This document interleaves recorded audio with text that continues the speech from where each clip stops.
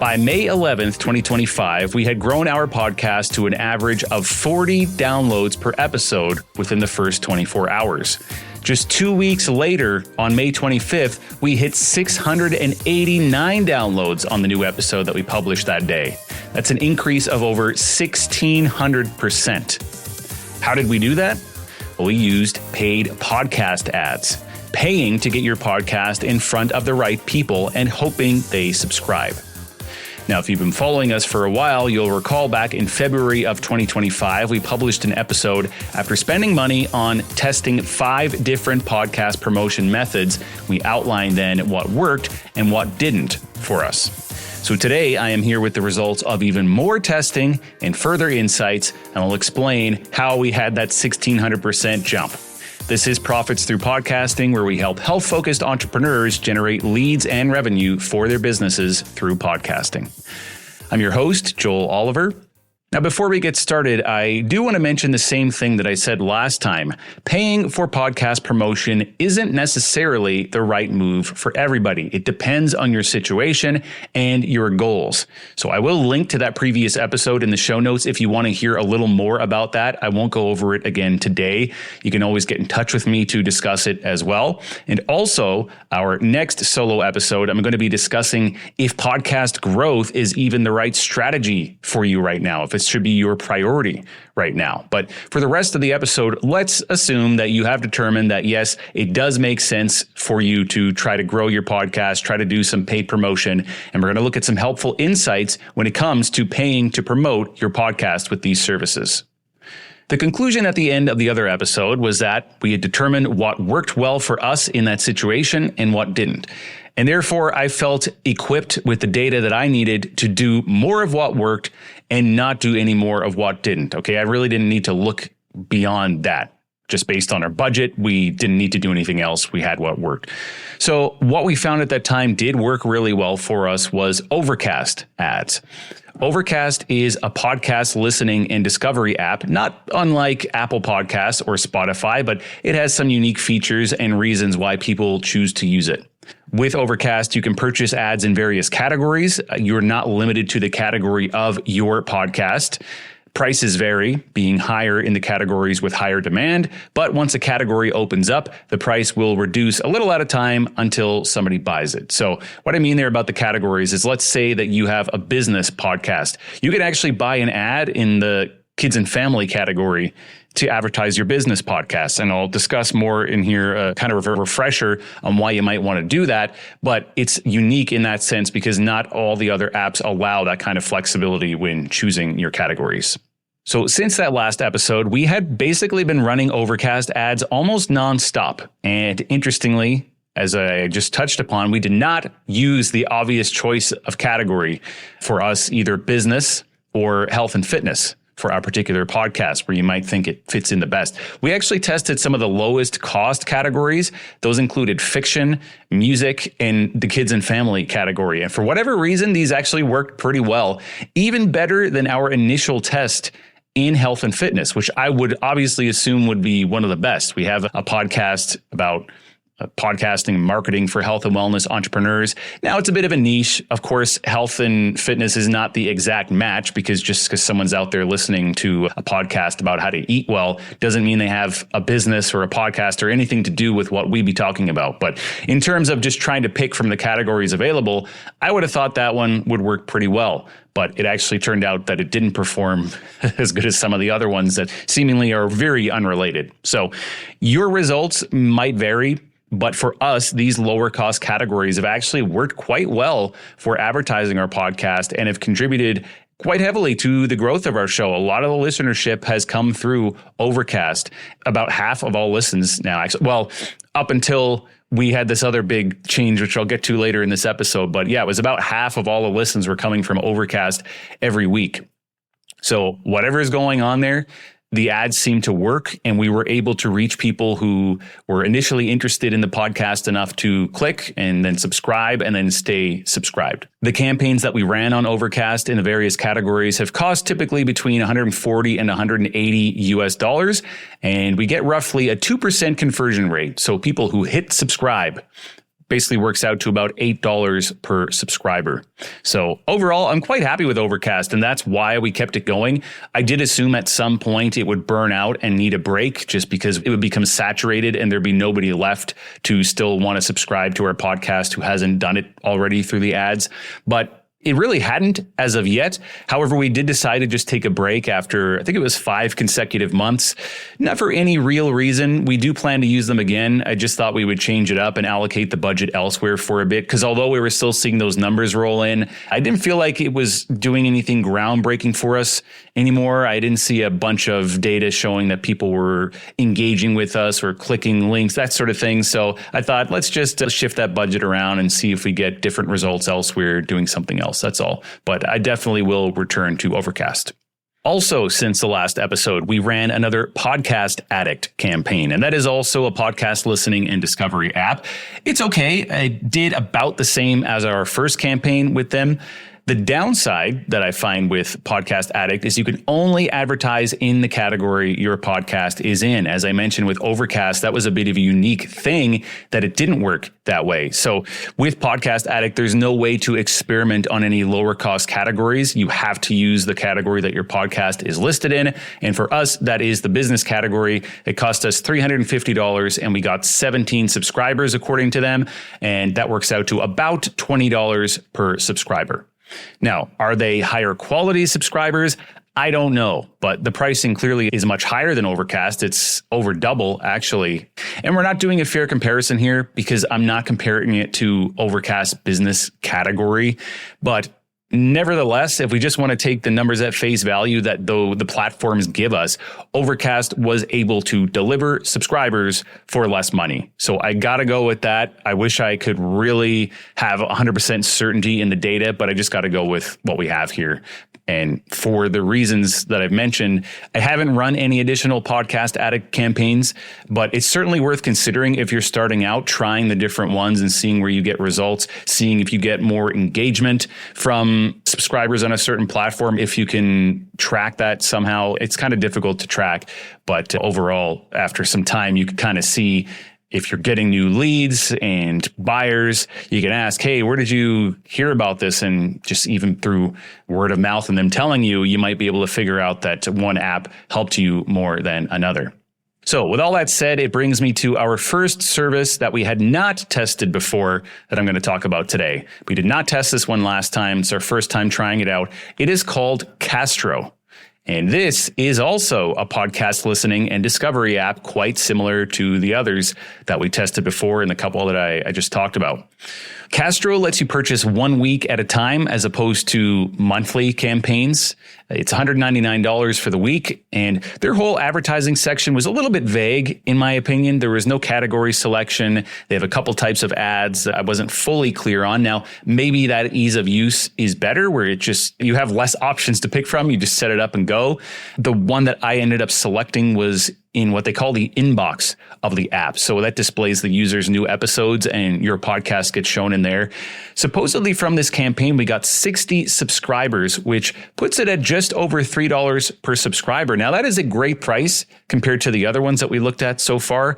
I was a little skeptical initially. I thought it's probably a little high when you look at what we got from the other services and compared to the stats that I saw in our feed. But looking at it now over time, I think it was probably legitimate because as I've kind of, the theme throughout this and the last episode has been, we can't necessarily verify all of this data. The platforms are telling us one thing. We don't know for sure, especially when it comes to subscribers. You don't really have your own exact subscriber count. So you have to balance with what the platforms tell you and then what you see with your own eyes. And it looks fairly reasonable when we compare what each platform told us and then what the downloads are from those platforms in the weeks following the campaign. This looks all right to me with Castro. So the subscribers were quite low cost and it seems like they're hanging around. We still get downloads from there every week. So I don't know why, if it just happens that there's more of our ideal clients on or subscribers on Castro, not sure.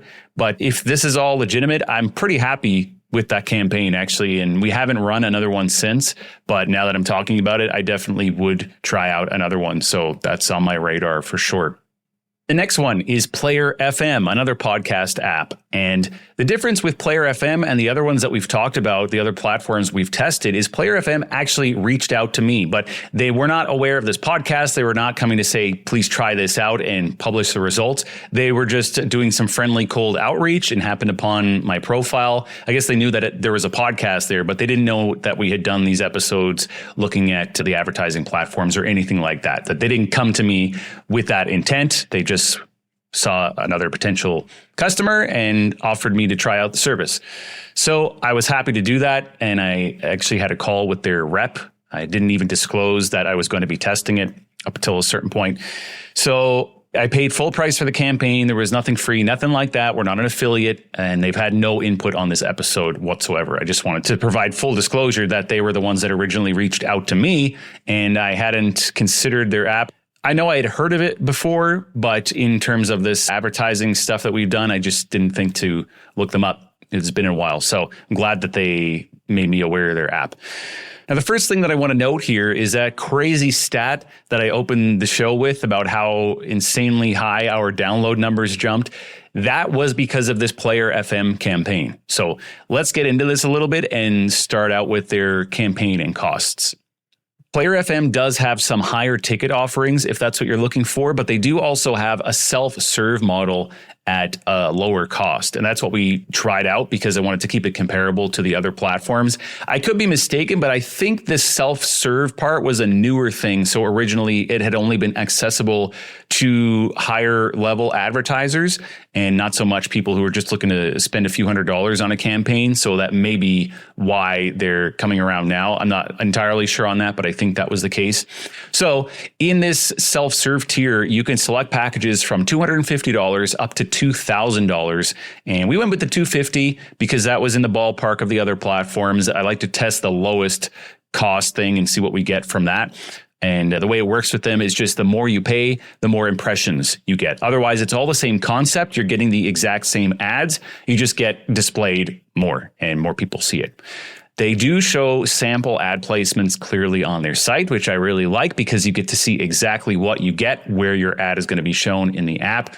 Similar to these other apps that we've talked about this episode, the ads are non-intrusive. They are not audio ads. They just show up in various places in the app when the users are browsing or looking at things. So it doesn't interrupt their podcast and there's no audio portion. They're not hearing anything. It's just there in the app. So the numbers here for our $250 2-week campaign, that's how long it was, according to Player FM's stats, we got a whopping 3,278 subscribers and 2,814 downloads. Now, I didn't give any of the campaign numbers for the other platforms in this episode because we went over all that already in the first episode, so I didn't want to say the same thing again. But if you want to compare, go back and check out that other episode about the paid ads, and you can compare. The results from Player FM were quite high when we look at subscribers. I mean, that was massive. Over 3,200 subscribers. Very, very big. Now, even once I started seeing the downloads roll in on our stats service, I was astonished and naturally a little curious if these were actually all legitimate because it was so much higher than the other platforms that we had advertised on. And as you know, we didn't spend really any extra. It was the same ballpark in price. It was massive. I opened the stats and I couldn't believe my eyes when I saw all the downloads on that episode. I do find it interesting how we got more subscribers than downloads. Maybe that's just a thing. You would think that if someone's going to subscribe, they would have heard an episode first, but whatever. Okay, that was interesting. And the number overall seems really high for a niche podcast like ours. We're just the type of content that we have. We're for health and wellness entrepreneurs who have podcasts. I was a little surprised that we just run a campaign like that and over 3,000 people immediately wanted to subscribe to the podcast. But in any case, whatever those numbers are, it's the retention that I really care about and what's really going to show the truth as the weeks progress. Do we lose all of those subscribers? Are we seeing any increase in the actual downloads week to week? Right? That's really what we can judge this by. I was advised, or I saw in their content with Player FM, they have a 40% subscriber retention rate over 30 days. So essentially they're saying that of all the subscribers that you see show up on that campaign, 30 days later, you should still have 40% of them. So we're going to lose 60% and whatever, that's par for the course. So that'd be how many people actually stick around on average if you pay for a campaign. And you get a ton of downloads during it, you get a ton of subscribers, but you're wondering who's going to actually be here afterwards. If they completely all drop off, you do the campaign, and then at the end of, say, a 30-day cycle, you have the same number of listeners as you did before the campaign. That's not very good. So that was all the real test. Now, we're not quite 30 days out of the campaign yet, but I have been able to get some numbers from our episodes that went live after the Player FM campaign had ended, like 2-3 weeks after, and they're still higher for sure. There was absolutely a drop off from that peak when we had the campaign active. Again, totally expected. But for now, we are getting download numbers that are much higher than before the campaign. So I have to take that as a good thing.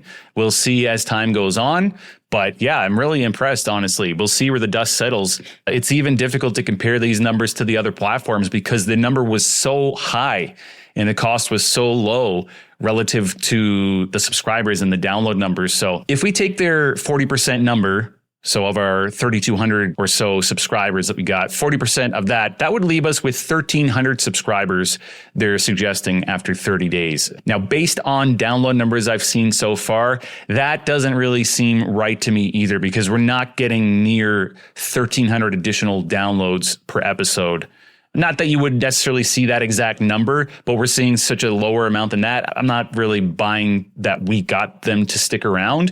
But again, we're a niche podcast, and I can't get too obsessed over what should or shouldn't be here with the numbers. But if you pay what you believe is a reasonable price for a campaign, and you end up seeing that your stats overall stay up, and after a month, people are there, and you're finding that your audience is growing over time, and these campaigns are boosting it, and perhaps you're getting some sales through the audience, that sort of thing, I take that overall as a good thing. I know there are many people out there that will say we need better data, we need to look at it even closer, and maybe there are ways to do that. I'm not that concerned. I am open to spending some budget here, trying these things out, seeing how the numbers hold up, and looking at that over time. You definitely want to, in my opinion, have a bit of a marketing budget every month that you are able to just set aside and say, okay, it's fine if I lose this money, if you don't get anything back from it. The ultimate goal is to optimize and turn it into revenue. But I have a little bit here for experimentation, and that's the way I see these platforms. So we're just going to see over time what happens. But I don't want to get too far into the weeds on numbers. I can just see our spend versus the downloads that we get, and it looks worth it to me, unless these numbers just completely all drop off. So with all that said, I would definitely try another Player FM campaign and see if we get similar quality results every time, or if it burns out quickly and we're not getting that. And if we are able to consistently increase the downloads regularly of the episodes, like if we get to a certain point now, we do another campaign and that boosts us again and it stays there, I'd like that, especially for this type of pricing. I think it's quite good. So that's everything I've got for you this episode in terms of new data and insights on those additional platforms that I tested out. But there are a couple more I'd like to comment on that I haven't tried, but I have some thoughts about based on what I've seen. This may not be of interest to you, but if you're curious, definitely stay tuned and I'll go over my thoughts on these a couple other platforms if what we've put out there already isn't satisfying enough to you in terms of where you might like to promote your podcast. Or if you've maybe seen these platforms and wondered if they're any good. So the first one is called AudienceLift. And I had known of them for a while, but I'll be honest, I didn't really understand how it worked. They place your podcast trailer as an ad on various websites, which seem to be generally high quality. And then from there, a reader could be interested in your podcast content. So imagine they're reading a news article on a website, and as they're scrolling, they see an ad, which is your podcast trailer. They click play on that, and then they become interested in your podcast. That's how these work. The downside that I saw with AudienceLift is it didn't let the user subscribe in their favorite podcast app. Instead, what it did is set up a push notification that I later found out actually shuts off if you don't have an active campaign. I unfortunately cannot be a fan of this at all because, first of all, you're not getting subscribers on Apple or Spotify. The other platforms yes is the same thing. Like on Overcast, you're not getting an Apple subscriber, you're getting a subscriber on Overcast. But that is a podcast playing app. It's essentially the same thing as Apple Podcast. Person is using it for playing podcasts. So that's okay. AudienceLift is not an app. It happens within the phone itself, and it just has some kind of pop-up, just like a push notification. I still don't really understand it, although I have chatted to them about it. So I can't really get behind that, especially like I said, once I found out that when the campaign is over, so you're not actively paying them money, the user does not get notified of your new episodes anymore. And that's how those push notifications worked, is when you publish a new episode, they get a pop-up of some sort saying, hey, there's a new episode of this podcast, and you can click to open it, I guess, in the browser and listen to it that way. When you stop paying, that stops happening. So you always have to be paying for a campaign, or you lose the subscribers that you got. At a minimum of $500 for these campaigns, it's a little on the higher side to get the numbers working, and it seems to be more designed for larger companies. I couldn't invest myself. Now, I was happy to see that recently they introduced two other styles of campaigns. One was for YouTube and one for the other major platforms, where they can actually help you get subscribers on those platforms, which I said was a big shortcoming, in my opinion, of the platform as it was. This way, they will get you subscribers on Apple, Spotify, or YouTube. However, the budgets for these ones start with a minimum of $1,000 and also $5,000. Those are the two options. And it was beyond what I'd be comfortable paying to test something out.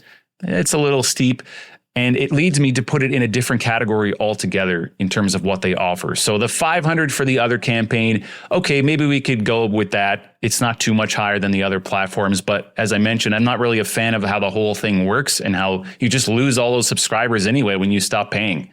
I don't get it. I think their primary focus is downloads, and there may be some situations where downloads and download numbers are more beneficial and more of what the podcasters need in their stats for certain reasons.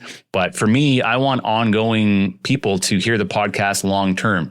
So that didn't really make sense. And then these other campaigns where it would help get subscribers on the big platforms, just a little high for trying it out. So unfortunately, I cannot comment on how well AudienceLift works, but based on the minimum budgets, it does seem best suited for bigger companies. However, if you feel like you want to go down that road, feel free to try it out if that's your budget range.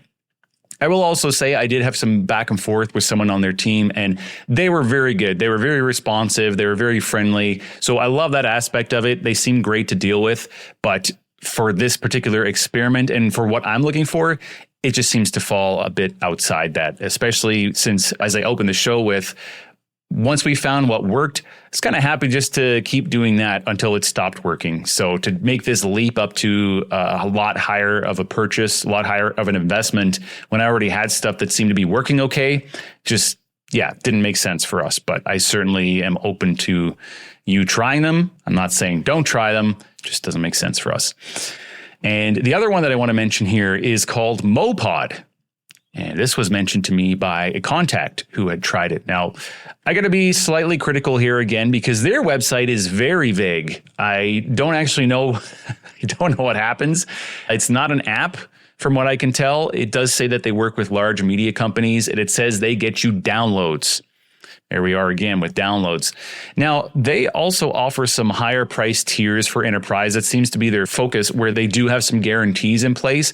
However, they also offer a low cost option, which starts at $100 US, which I thought was quite reasonable. So they've got like the enterprise thing where they're much more hands-on and able to help you, or the self-serve where you pay $100 and you get a campaign. So I like that they've got those separate options. The contact who told me about mowPod did see some downloads and thought maybe a small percentage of those turned into subscribers, but he said he didn't really see too much from it. Now, this is just one experiment. That was his case. I haven't tried it, which I'll tell you about in a moment. But fair enough, if this is their focus, if their focus is getting downloads, I would expect that conversion rate into subscribers really isn't going to be as high as an option where people are flat out encouraged to subscribe, like on some of the other platforms we discussed here. So if they're more about downloads, that's cool. If you are more about downloads, then that might work for you. But me personally, I want long-term subscribers. That's our sales cycle. That's our funnel. I don't think they're going to download one episode and then become a customer.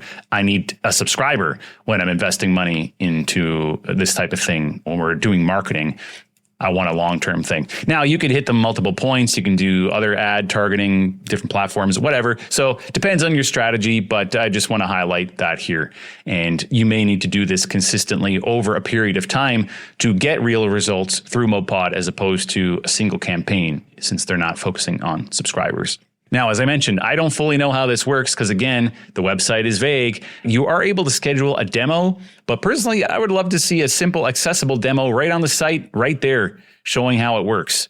Just a video. It has a text description of how things work, but otherwise, you don't get a full explanation. It's just, hey, put in your podcast to pay and we'll get it out there, get you some downloads. I just like to know how things work. Personally, I'm not a big fan of it being vague. And I don't want to schedule a demo just to talk about it. I just want to see it. So anyhow, since the minimum for the lower tier service was $100, I thought, I don't have much to lose. I'll try it out. But when I put in my RSS feed link, I got a message that they don't support the hosting that I use. I do self-hosting through WordPress, which is fairly common. It should be compatible. It is compatible with most things. So I'm out. They would not take my money. They could not take my money. They did list many popular podcast hosts that they are compatible with, like almost all of them. Anything that you'd probably be using, it is compatible with. So if you want to try it out for $100, feel free to go ahead. I just wasn't able to. So in summary, it is always worth testing in your own situation. Just because something did or didn't work for us doesn't mean that the same results will happen for you. But we have continued to have good results with Overcast. Although, like I said, I paused it for a bit, but I am going to try that again. And once I pick that up again, I'll just keep going until either it stops working or you just want to focus the budget somewhere else. And the Castro one, I really like also. So I'm going to be trying them out again. And the Player FM, now that I've tried them also and seen pretty good results, like quite impressive results, I'd like to try them all again. Because as I mentioned, we're going to see now with just the campaigns we've done, how the numbers hold up over time. But on top of that, I want to add some more momentum and then see how things work when we add in additional campaigns over time. So probably leave it for a little bit longer, especially the Player FM, because we just did it. I do want to see where the numbers settle after a little bit longer of a time period, but I will try them out again, so long as the numbers stay somewhere reasonable and don't completely disappear. Same with Castro and Overcast. Those are the ones that I'm really liking right now for us. That worked. That's great. And I'm always open to trying new methods of podcast promotion as well, specifically when it comes to these paid ad services that we've been testing out in this podcast series, which is now 2 episodes. I'm happy to try more. If there are some that you're a little apprehensive about testing, but you've heard of, feel free to let me know. I'd be glad to check them out. And also, if you've tried any paid podcast advertising on your own, whatever it might be, I'd love to hear your experience with it as well to get some additional data that we can share in a future episode. So if you want to do that, get in touch. You can do so on Instagram at EC Podcast Studio. Join us again next time on Profits Through Podcasting for more insights on how to turn your health-focused podcast into a lead and revenue generation machine for your business. Are you ready to let a team of professionals handle your entire podcast production workflow? East Coast Studio can help you elevate your podcast to the higher quality standards required for credibility in the health and wellness space. Plus, give you the guidance and support needed to podcast consistently, growing your impact and your sales. Visit eastcoaststudio.com to learn more.